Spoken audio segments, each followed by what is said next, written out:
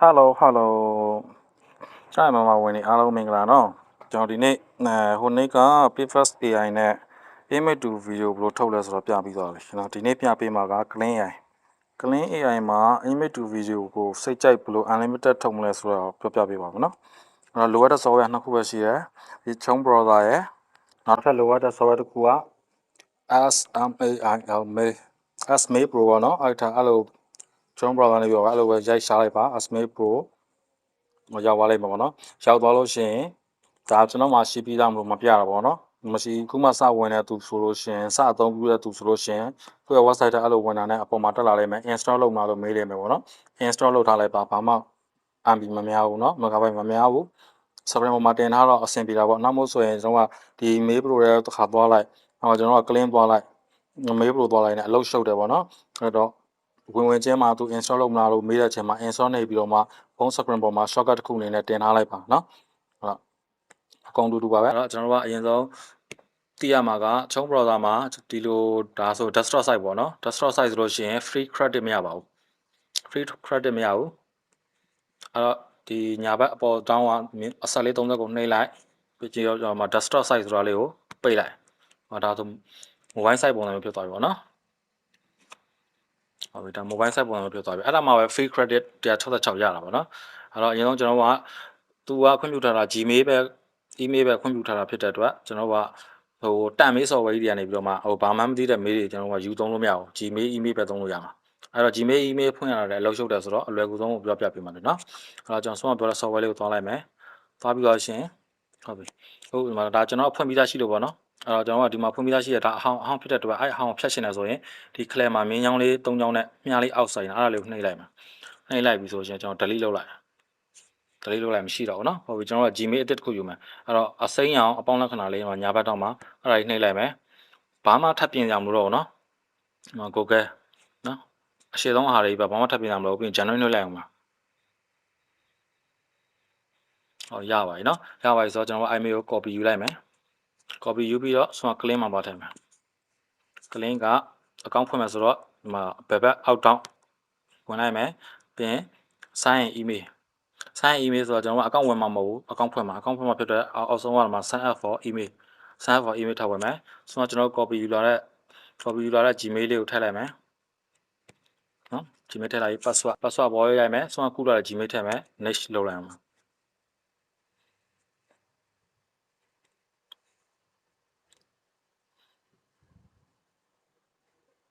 ပြီးရင်ကျွန်တော်ကဒါလေးကို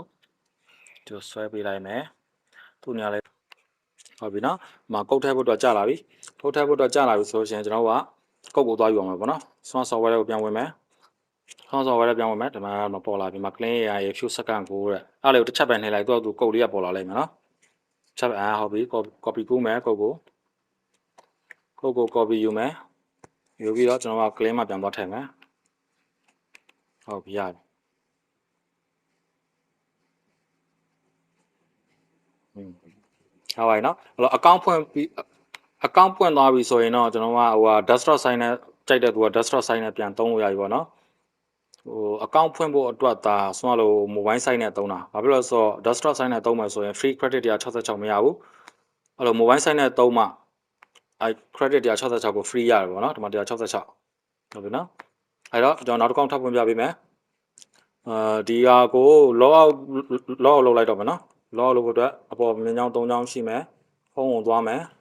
ပြီးအောက်ဆုံးမှာ profile page ဆိုတာရှိတယ်ဆွဲလိုက်မယ်ဒီမှာအပေါ်ဆုံးမှာအပေါ်ညာဘက်တော့မှာ profile setting ပြီးရင်ဒီမှာ sign out ဒီထက်လွယ်ကူတဲ့ထွက်နည်းဝင်နည်းတွေလည်းရှိမှာပေါ့နော်ဒါပေမဲ့ဒါကကျွန်တော်အတွက်အရေးမပါဘူးဘာဖြစ်လို့လဲဆိုတော့ကျွန်တော်ကလေ့လာနေတဲ့သူတယောက်မဟုတ်ဘူးကျွန်တော်က image to video ထုတ်ပြီးတော့ငွေရှာနေစားနေတဲ့သူတယောက်ဖြစ်တဲ့အတွက်ကျွန်တော်နီးပညာကိုကျွန်တော်မလေ့လာဘူးပေါ့နော်ဒီထက်ပိုလွယ်ကူတဲ့ဝင်နည်းထွက်နည်းလည်းရှိမှာပေါ့ကျွန်တော်တော့ဒီလိုပဲထွက်တယ်ဒီလိုပဲဝင်တယ်ပေါ့နော်ဟုတ်ပြီကျွန်တော်တို့တစ်ခုထပ်လုပ်ပြမယ်အောက်ထပ်လုပ်ပြမယ်ဆိုတော့ကျွန်တော်က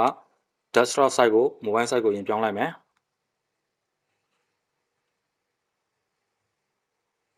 ဟုတ်ပြီ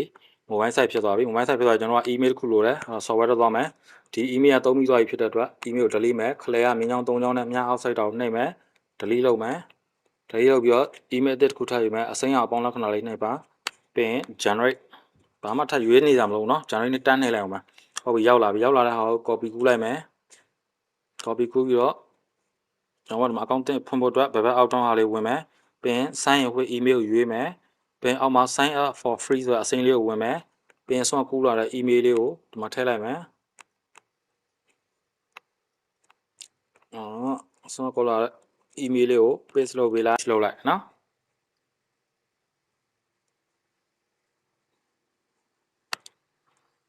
ဒီ security ပါလေးဖြည့်ဖို့အတွက်အမှဆွဲမယ်ဆွဲပြီးတော့သူ့နေရာလေးသူထည့်ပေးလိုက်မယ်လွယ်ပါပြီပါ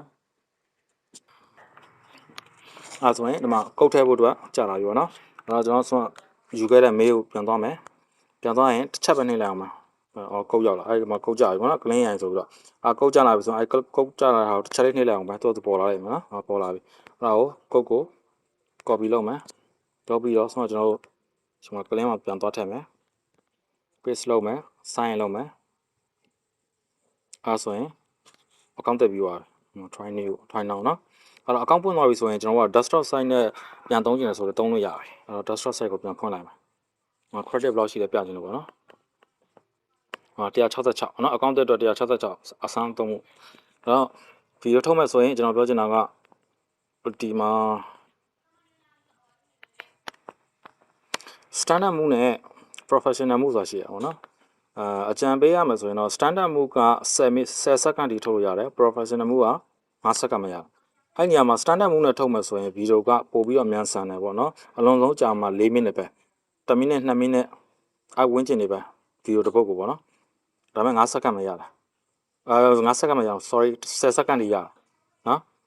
professional move ဆိုလို့ရှိရင်တော့5 second ထိပဲရတယ်ဒါပေမဲ့အချိန်လည်းပိုကြာလာ